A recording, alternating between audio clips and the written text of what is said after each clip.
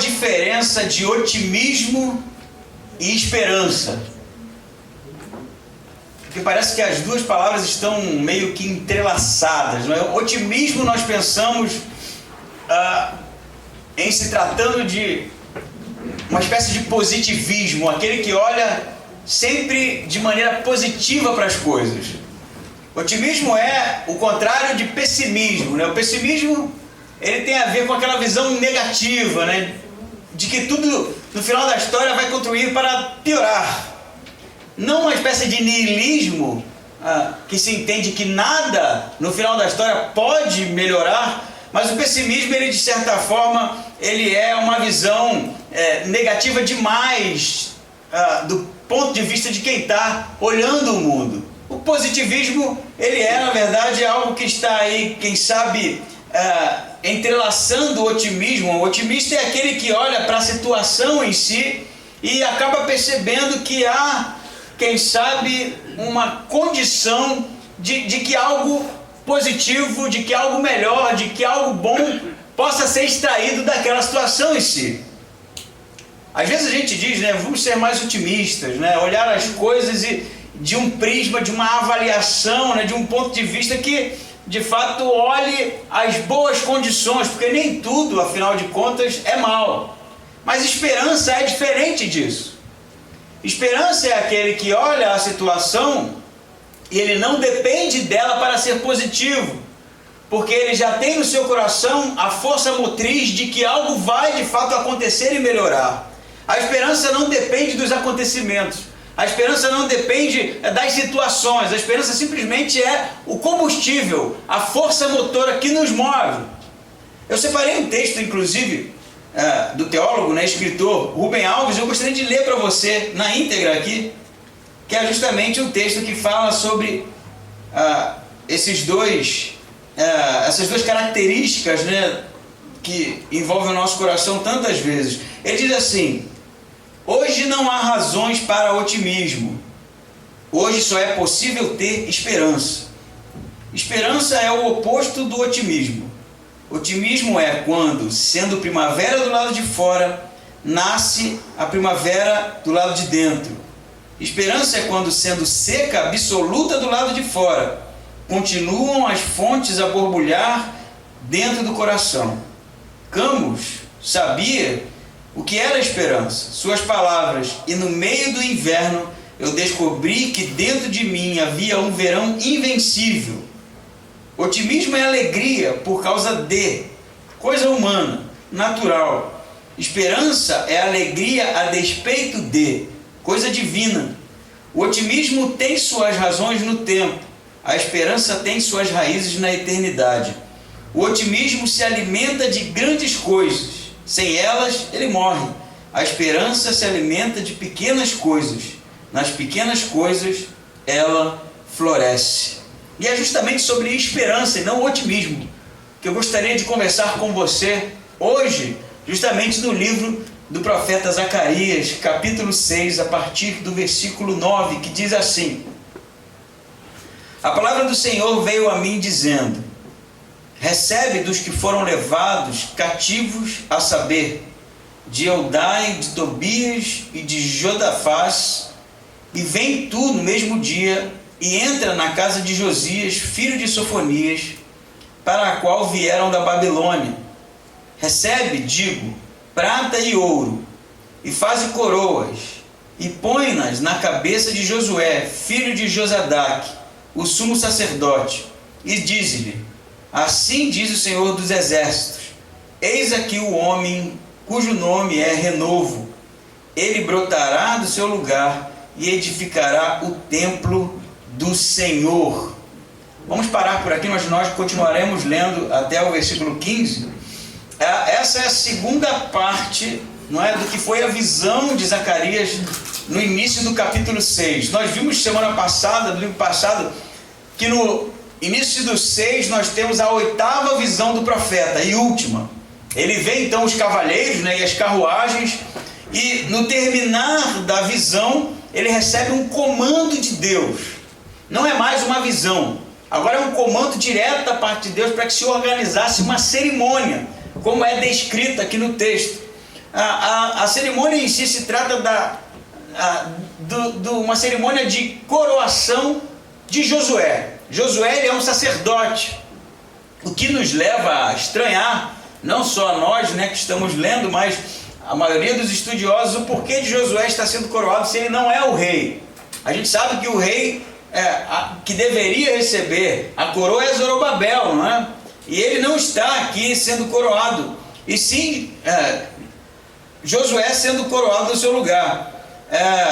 Na verdade, se nós olharmos com cuidado o texto, né, nós veremos que, por exemplo, esse ouro que seria usado para cunhar a coroa, ele deveria ser coletado, não é? Da parte do profeta Zacarias, desses homens que vieram do exílio babilônico. Ele vai dizer os nomes aqui, né? Os cativos, a saber, Eudai, Tobias e de Gedafás, ou Gedaías em algumas versões. Esses homens são homens que representam aqui justamente essa mobilização vinda da parte da Babilônia, retornando para o reino.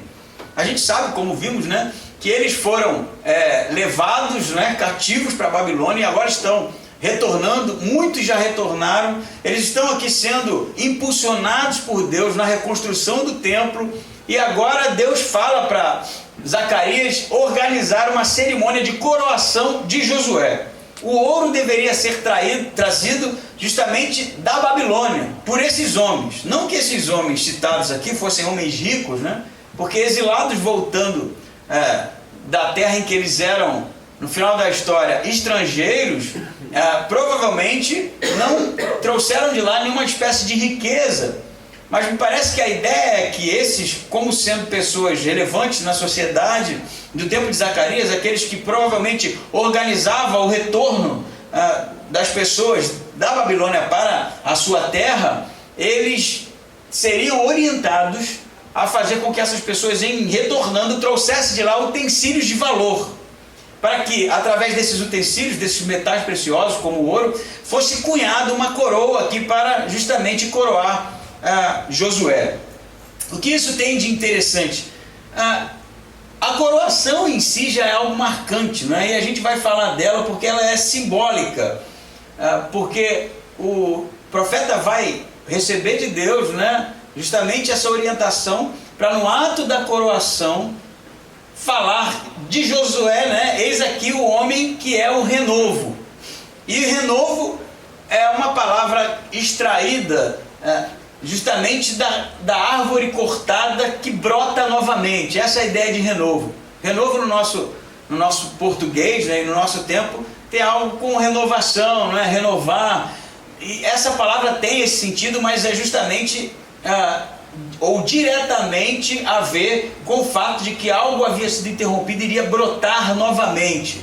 Em algumas versões vai estar rebento, e assim, com esse sentido, para demonstrar que de fato a continuação do reino ou do reinado da descendência do rei Davi continuaria, o rebento, o renovo. O que é estranho é que Josué não é descendente de Davi, Josué não é rei. Então Josué, a princípio, não tem como ser o renovo, não tem como ser a continuação.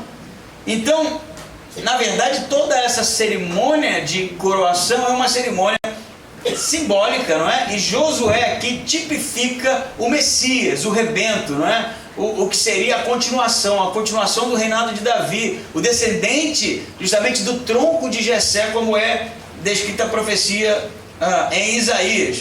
O que isso tem de aplicação para nós, esse ato cerimonial? Sim, a coisa do Messias, né, que a gente vai estudar daqui a pouco, mas eu penso que o trazer o ouro das nações não é algo aqui que está à toa no texto.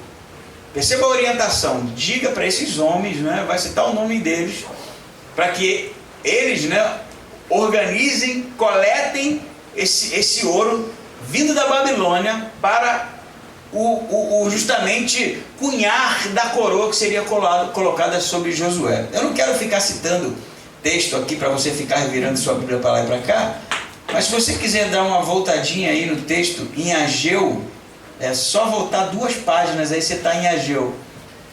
Ageu capítulo 2, versículo 7 tem algo semelhante. Isaías tem algo semelhante também. Que diz assim, em Ageu: farei abalar todas as nações, e as coisas preciosas de todas as nações virão, e encherão de glória esta casa, diz o Senhor dos exércitos. Isaías também fala que muitos viriam de outras nações e trariam seus tesouros. Por que ele está dizendo isso? Porque o templo que estava sendo construído, ele era simples, em comparado com o templo construído por Salomão.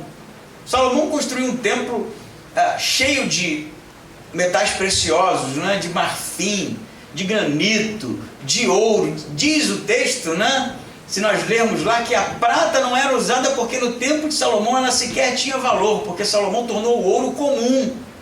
Então, o templo de Salomão que foi destruído era um templo extremamente suntuoso, ornamentado, rico, belo. O templo que está sendo aqui construído no tempo de Zacarias, no tempo de Ageu, que eles são profetas contemporâneos, é um templo ausente de beleza, porque eles eram exilados, eles eram pobres, eles eram simples. E então, para que o povo não olhasse para esse templo e sentisse saudade do templo de Salomão, Deus manda de fato trazer a riqueza das terras que eles habitavam, né? Que eles habitaram, para que houvesse ornamento nesse templo. Agora, você sabe de uma coisa interessante? Você entendeu tudo isso? No templo era simples, em comparado com o templo de Salomão. Então ele manda trazer o ouro para fazer uma coroa só, é algo simples, né? Não é a ornamentação que Salomão usou no seu templo. Mas você sabe de uma coisa muito interessante? Muitos tradutores, né, estudiosos que são justamente especializados nas línguas antigas, tanto no texto de Ageu, quanto no texto de Isaías, quanto no texto de Zacarias, eles traduzem as coisas preciosas como as coisas preferidas. Isso é como se aqueles que estivessem distantes retornariam com suas coisas preferidas, que vai ser traduzido aqui com riqueza e palavras com essa simbologia de algo que de fato tem preciosidade. Então, inclusive, algumas traduções vão trazer a palavra e virão com os seus eleitos, ou uma espécie de ansiedade por algo grandioso, por algo especial, por algo de fato que transcende aí a concepção de beleza humana. Eu não quero tornar o texto muito complexo para você, mas para dizer que aqueles que trariam o ouro, né, da sua terra para ornamentar o templo que era simples, trariam porque veriam no templo em si a personificação de algo extremamente valoroso, que é o Messias, o rebento que está sendo falado nesse texto. Existe de fato na coroação de Josué por aquele que é o profeta Zacarias, representando o rebento de Deus, o rebento de Israel, o renovo, uma esperança messiânica. Existe um anseio por parte do homem por esse Salvador, por esse enviado de Deus, e por isso eles trariam o ouro e suas pedras preciosas e toda a sua riqueza, com essa justamente necessidade de conhecer o libertador, de conhecer o rebento de Israel. Não sei se a exegese ficou clara para você, mas trazer o ouro para cunhar a coroa, para coroar Josué, que nem é rei, tipifica o Messias que seria adorado por todas as nações e que todos viriam e se prostrariam diante dele, o Cristo, Jesus. Se isso é verdade, inclusive a palavra, né, eu posso aqui trazer para você no grego, usada para preciosidade, as coisas preciosas que eles trariam, é eklektos, que tem a simbolia justamente de aquilo que eles elegeram ser especial. Isso eles estavam trazendo. Isso é bem verdade, né? É algo um tanto, eu diria, complexo, mas o Messias, o enviado de Deus, que aqui Josué tipifica, aquele que está sendo coroado, que seria enchido de glória, que sentaria no trono, ele é, de fato, o ser mais atraente que existe na existência do homem. Ele atrai para si. Essa é a ideia. Ele atrai para si não só os de Israel, mas os de fora. O texto vai terminar assim: todos virão, os que são de fora virão para a reconstrução do templo. Nós vamos estudar isso porque, de fato, quando as pessoas se deparam com a pessoa do Messias, a pessoa de Jesus, a pessoa do Cristo, não tem como não identificar nele a beleza que há nele. Não tem como não identificar nele aquilo que de mais precioso se pode encontrar na vida aqui nesse planeta. Negar o Cristo é negar tudo aquilo que há de mais belo na existência humana. Negar o Cristo é negar tudo aquilo que há de mais apaixonante na existência humana. Negar Cristo quer dizer negar tudo aquilo que há de mais contagiante, mais profundo na existência humana. Há uma necessidade no homem de um libertador. Necessidade real. Nós vemos aí nos filmes, né? A gente vive a era dos super-heróis, né?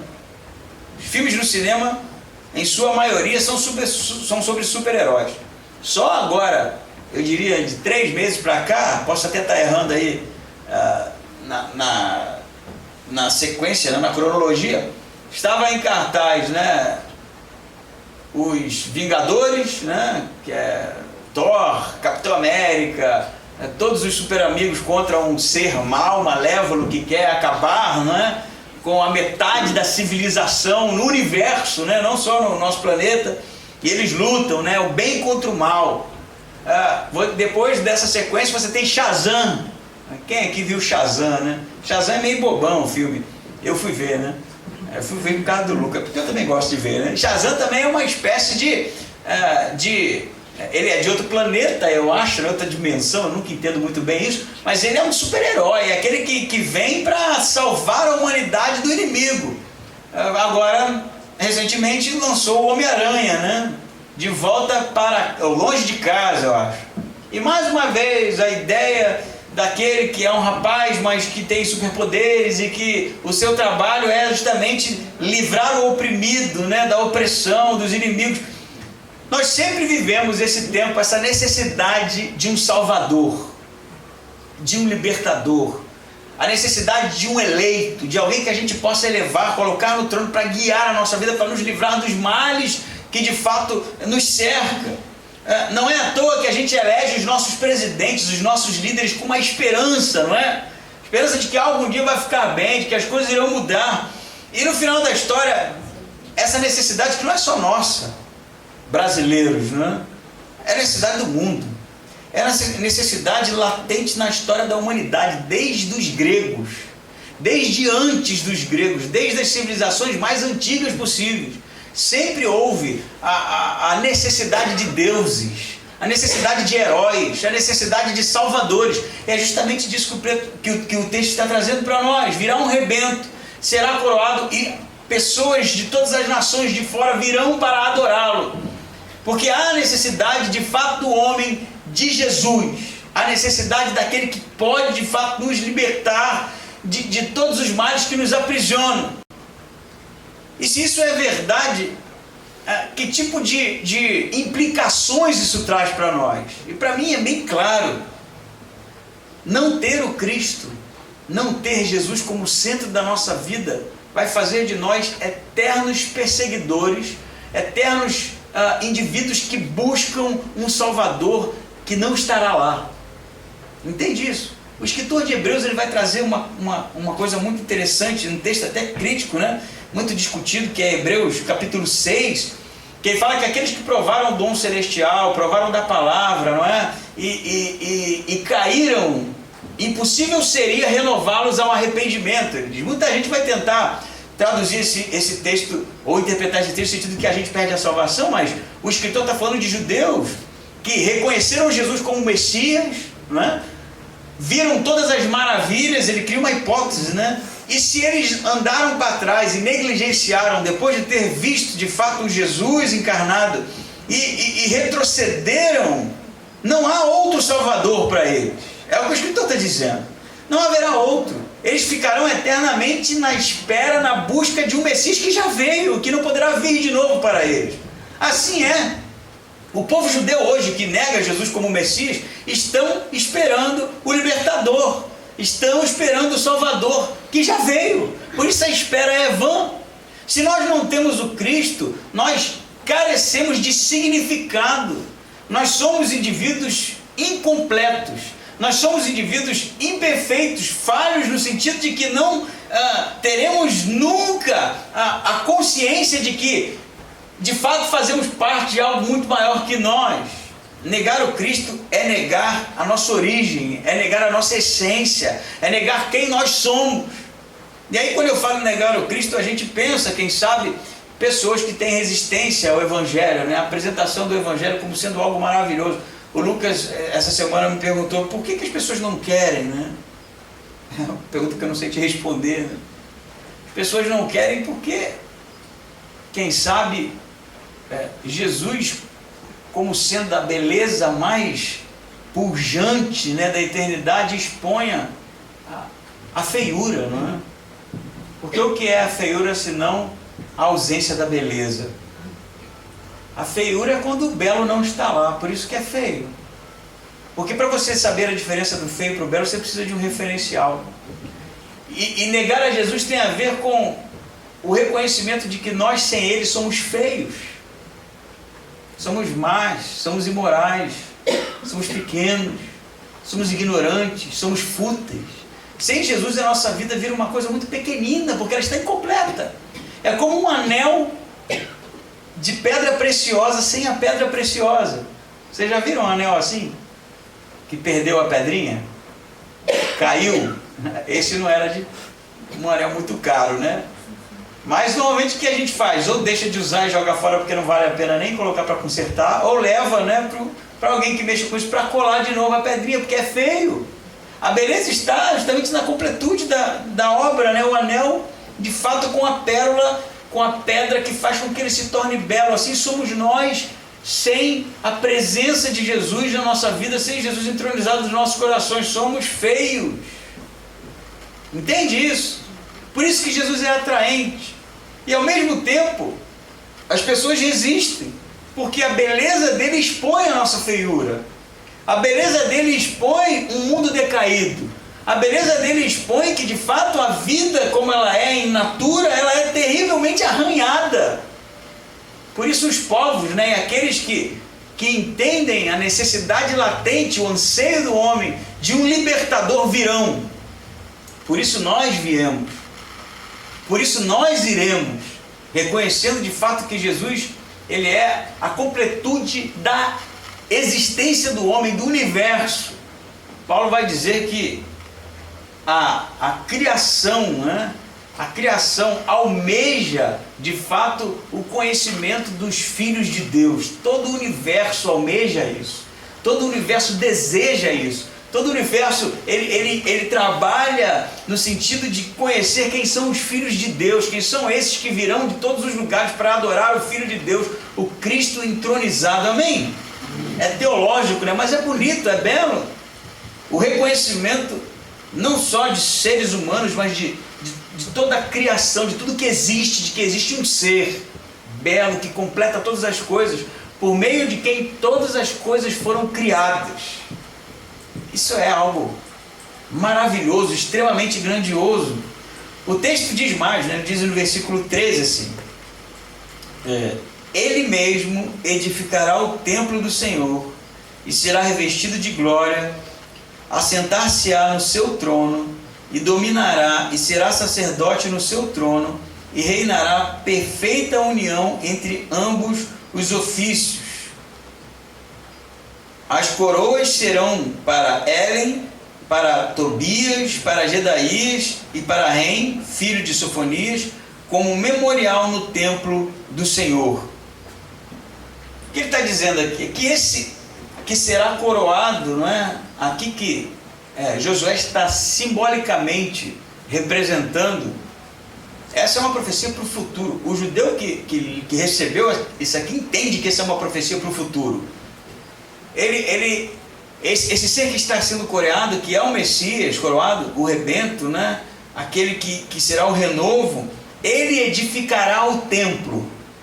Isso é, em si, algo já estranho para aqueles que estão ouvindo, porque o templo de fato estava sendo edificado, estava sendo retomado, mas não é Josué que reconstrói o templo. Aqui há uma promessa de um que edificará um templo como a beleza do templo de Salomão. E ele diz mais, olha que curioso: ele edificará o templo do Senhor, será revestido de glória, assentar-se-á no seu trono e dominará, e será sacerdote no seu trono. E aqui tem uma profecia que o escritor de Hebreus usa todo o tempo, né, sobre Jesus, que esse rei e será sacerdote. Porque a gente sabe que haviam dois ofícios diferentes, né? O rei governava e o sacerdote era aquele responsável pela religião, pela ponte entre o homem e Deus, né? Que justamente trabalhava ali com os cerimoniais, com os sacrifícios. Então esse rebento, esse rei prometido vai ser aquele que vai governar, vai reconstruir o templo, vai se assentar no trono cheio de glória e será rei e sacerdote. E o escritor de Hebreus vai justamente dizer para a gente que Jesus, ele é rei e ele é sacerdote. Ele é rei porque ele se assentou no trono, não é? Elevado por Deus, e ele é sacerdote porque ele foi aquele que ofereceu o sacrifício dos sacrifícios. Ele se ofereceu voluntariamente como sacrifício. Por isso ele é rei e sacerdote. É aquele que governa, mas é aquele também que faz o papel do religare, de fazer a ponte entre o homem e Deus. Jesus, ele traz em si toda a completude da religião judaica em uma única pessoa. Mas tem mais. O texto diz que ele reconstruirá o templo. E que templo é esse? Jesus disse isso. Jesus disse o que olhando para o templo? Destruirei este templo e reconstruirei em 3 dias. Não é isso? Na verdade, a morte de Jesus, ela acontece por causa disso que ele falou. Jesus não é morto porque ele disse algumas coisas que contrariou os escribas e fariseus, os mestres do seu tempo. Ele foi morto porque ele disse que destruiria o templo, e o templo para o judeu era sagrado. Essa é a acusação. Ele disse que destruiria o templo, e isso é heresia, por isso o crucificaram. Agora, do que Jesus estava falando? Ele estava falando do templo físico. Realmente o templo em Jerusalém, esse templo construído, o segundo templo, foi destruído no ano 70 pelo general Tito. Entrou com o exército romano contra os resistentes, a milícia lá em Jerusalém, e destruiu tudo, não ficou nada. E a profecia de Jesus de que o templo não ficaria em pé, de que seria destruído, aconteceu. Mas e a reconstrução? Que de fato o texto de Zacarias está dizendo que o rebento faria, que Jesus disse que iria acontecer, que ele reconstruiria. Do que ele está falando? Ele está falando de nós. O templo, o segundo templo, seria grandioso em beleza, porque não seria físico, porque ele seria um templo espiritual. Porque ele faria de nós, homens e mulheres, templos do Espírito Santo. Aqueles que, como o primeiro templo, se encheriam da glória de Deus, da presença de Deus. É sobre nós que ele está falando. Ele é o rei que governará, é o rei que fará de nós, que fez de nós templos de Deus, porque Deus habita no crente, no salvo, naquele que reconheceu Jesus como Senhor. Deus habita em nós. E te digo mais, ele fez de nós, gente, anota isso aqui é a essência da nossa fé. Jesus fez de nós reino e sacerdócio. Você sabe o que isso significa? Sabe o que isso significa? Se ele é o rei que governa, ele é rei e é sacerdote ao mesmo tempo. É aquele que governa o seu reino, é aquele que faz a ponte entre nós e Deus. Ele reconstruiu o templo, nós somos o templo agora. O templo não é mais físico, não é? E eu sempre até gostei dessa teologia do templo, porque ela é muito interessante. Se você parar para olhar a história do Antigo Testamento, antes o templo era móvel, era uma tenda, não é? Eles montavam e desmontavam o acampamento, montavam e desmontavam a tenda da adoração, até o tempo, né, como já preguei algumas vezes, que Davi tem o desejo de construir um templo de fato de pedra, não mais móvel. E aí Deus vai dizer para Davi assim: eu nunca pedi isso, eu sempre habitei em tendas, mas por causa do desejo do teu coração, o teu reino será para todo sempre. Então Salomão vai construir esse templo. O templo que era móvel, que transitava, não é? Que era como que andarilho, se tornou um templo físico. um templo sólido, um templo estacionado, um templo plantado ali em Jerusalém. Esse era o templo justamente no período de Jesus. O que Jesus está fazendo? Destruirei esse templo e reconstruirei em 3 dias. Jesus não estava falando do templo de pedra, mas estava falando de um templo de carne, o coração do homem. E aí nós nos tornamos de novo templo móvel. Por quê? Porque o templo era móvel no Antigo Testamento porque eles caminhavam para a terra prometida, que era Israel. Depois de Israel conquistado, o templo ficou físico, sólido, plantado. Não havia porquê de caminhar para lugar nenhum mais. Então o rebento, o Messias, o esperado, o eleito, ele vem e reconstrói o templo de novo. Nós, móveis, tabernáculos móveis que caminham para a terra prometida. Isso faz sentido para você? Amém. Isso faz sentido, isso somos nós. Nós não somos uma igreja física, plantada, sólida. Nós somos uma igreja em transição, caminhando, porque Jesus fez de nós reino seu e sacerdócio. Nós caminhamos porque nós não precisamos mais das paredes para se achegar a Deus. Não precisamos mais do cerimonial para se achegar a Deus. Nós somos o templo. Deus habita em nós. Deus nos deu acesso direto a Ele. Entende? Nós temos acesso direto a Deus. Você não depende de mim para se chegar a Deus. Você não depende do padre para se chegar a Deus, do bispo, do pastor, seja lá quem for. Não há mais necessidade. Ele te deu justamente o acesso direto a Ele. Você pensa. Eu vi um filme também de super-herói, né? X-Men, né? Fênix Negra, está no cinema. E aí o Xavier, que é o cara que tem o poder da mente, né? O Lucas está gostando, fica rindo, né? Já vi, né? Eu já vi. O Xavier, no início do filme, ele tem uma linha telefônica direta com o presidente, né? Porque ele ali é o cara que mentoria, e os X-Men, né? Eles trabalham em prol da humanidade. Então tudo que acontece, ele liga direto ao presidente, o presidente atende. Quando dá a zica lá, né? Dá o problema, e a mulher surta lá, com uma força do espaço, você vai querer saber disso, tem teologia nisso, gente, pior que tem. Ele perde a linha, o presidente já não atende mais, e aí começa a virar o caos, né? Eu estou usando esse exemplo aqui para justamente, imagina se você tivesse uma linha direta com Bolsonaro. Ela riu lá, né? Não pavimentaram a rua aqui, Bolsonaro? Tem que calçar aqui, né? Tem rua aqui em Timbó que não tem pavimentação, né? Faltou água. E não, Bolsonaro, né? Resolve aí, velho. Quero tomar banho hoje. Você tem uma linha direta com o cara, né? É muito, né? Você tem que ser alguém de fato reconhecido, né? Para ter acesso direto ao presidente. Não estou falando de presidente aqui, estou falando de Deus, o Criador de todas as coisas. Deus fez de nós templo dele. E Jesus, como o sumo sacerdote, o sacerdote dos sacerdotes, nos deu acesso direto a ele. Sabe o que é isso? Não é Bolsonaro, não, é Senhor. Estou aqui, né? O que o Senhor quer que eu faça? É acesso direto, cara. Esse é justamente o que é maravilhoso do Evangelho. A gente não depende de homens mais. Você não depende de ninguém. Aquele que te chama para confessar pecado, para te perdoar, está errado. Não tem isso mais, é com Deus. É problema seu e Deus. Ele te conhece, Ele quer um relacionamento mesmo. Aqueles que se colocam no lugar de mediador, né? Não, é comigo que Deus fala, você fica aí ouvindo. É mentira.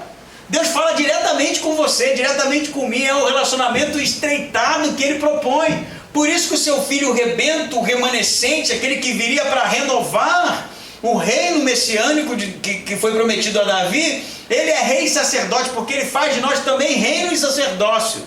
Nós temos acesso direto a Deus, nós temos as portas abertas da Casa Branca. Casa Branca mesmo, a casa de Deus deve ser branca, né? Imagina. Isso é belo, gente.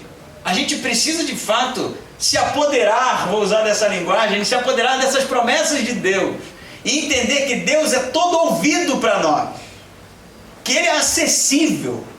Deus não está distante, não nos abandonou ao léu, Não é o Deus que é transcendente, mas não é imanente. Ele está próximo, ele deseja de fato nos ouvir, ele deseja de fato falar com a gente. Por isso é necessário uma aproximação.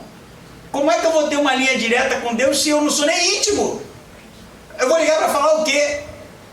Essa semana eu vinha da academia, né? Não sei se você percebeu, Mário, mas embora não pareça.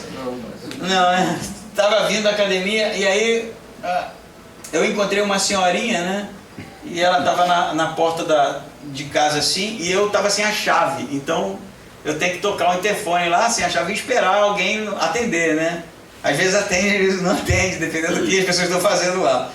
E eu fiquei um pouco esperando, e ela também estava lá, e ela falou alguma coisa comigo do frio, como sempre, né? Quando não tem assunto a gente fala do tempo, né?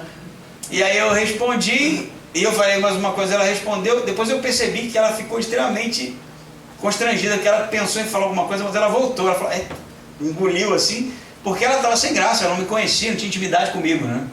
E aí eu fui e falei mais uma besteira lá qualquer, para quebrar o clima, que eu senti que ela deu uma engasgada, de ser uma pessoa tímida, né? Deu uma engasgada, eu falei mais uma coisinha lá para não ficar uma coisa estranha. Tipo quando a gente entra no elevador, né? Coisa ruim e constrangedora que acontece é pegar o elevador com um desconhecido, né? Aí você vai, a pessoa está esperando junto contigo, só tem vocês dois, 9º andar. 9 andares com um desconhecido e fica assim, né? Aquele clima de velório, a gente não sabe o que dizer, não conhece a pessoa também não nos conhece, e a gente fica constrangido. Por que a gente fica constrangido? Porque não tem intimidade, né? Se tivesse intimidade, quando há intimidade, o silêncio são palavras. A gente não precisa dizer quando tem intimidade, não precisa falar quando tem intimidade, né? Eu não preciso ficar puxando assunto com a minha esposa o dia todo. Não precisa, eu posso ficar quieto. Para a gente não há o menor constrangimento nisso. Eu acho que é com Deus assim, sabe? Quando a gente busca aproximação, porque Ele nos deu isso. Ele nos deu a porta, Ele nos deu a via direta. Quando a gente tem intimidade com Deus, a gente simplesmente busca cada vez mais uma intimidade de maneira que faz com que a gente não precise tantas vezes dizer nada. Sabia disso? O apóstolo Paulo, acho que chegou num nível de intimidade com Jesus e com Deus, que ele não precisava ouvir profeta nenhum, tantas vezes, para saber o que tinha que fazer. Ele não precisava buscar, quem sabe, uma orientação externa, um sonho. Não precisava.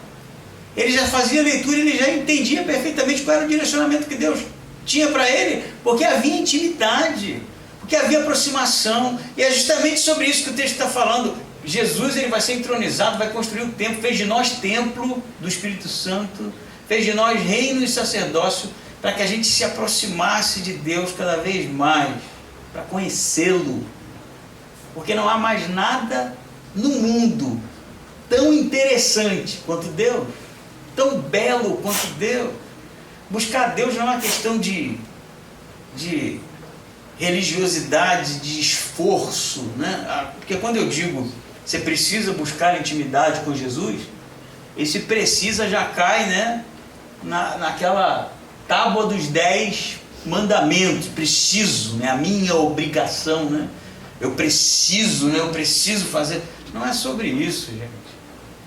Porque se eu lhe desse, quem sabe, as passagens, né, pagas num hotel aonde, no Havaí, na praia mais bela de lá, tudo pago, alimentação, você não ia se sentir obrigado a ir, né?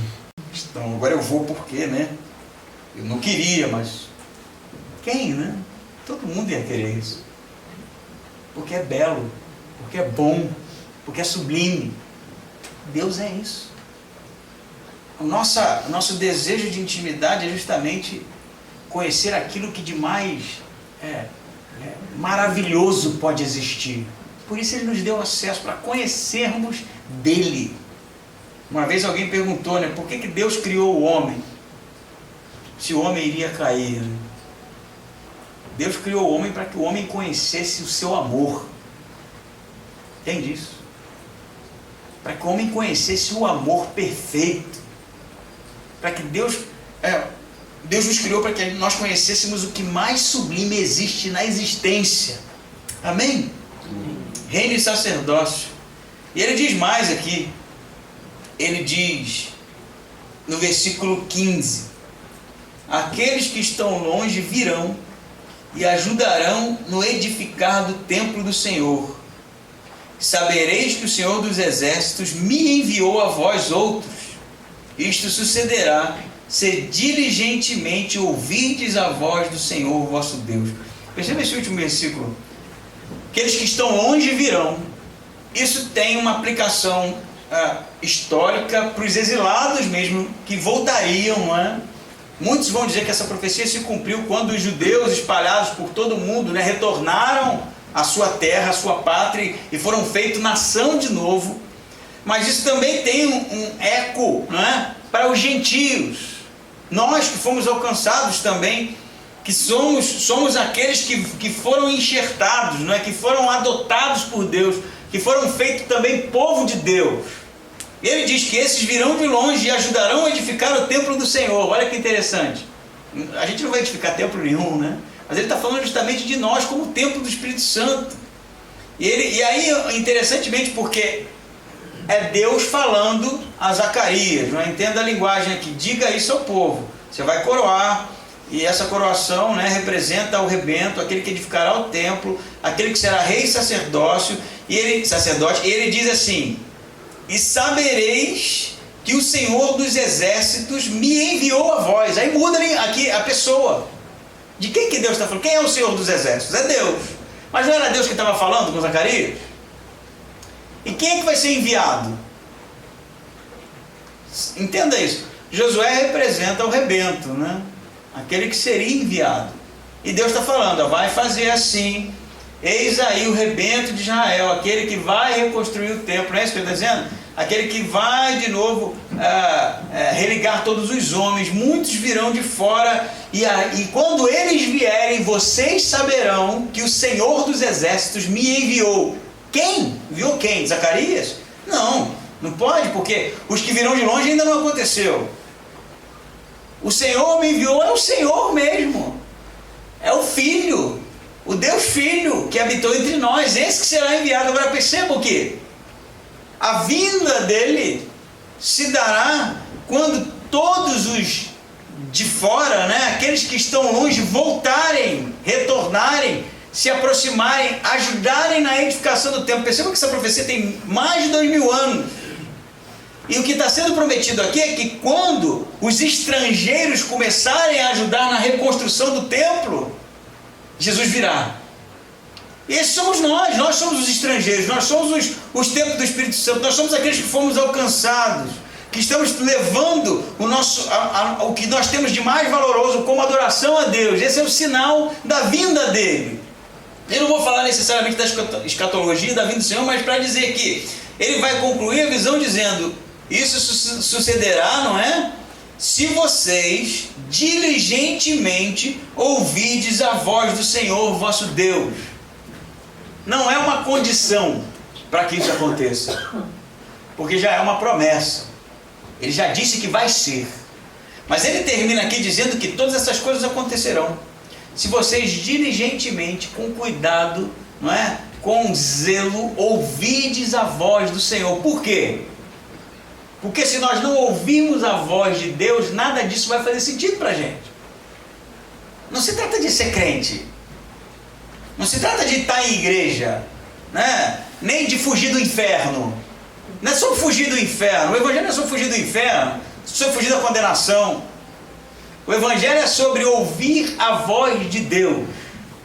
Porque se nós ouvirmos a voz de Deus, nós ouviremos as promessas.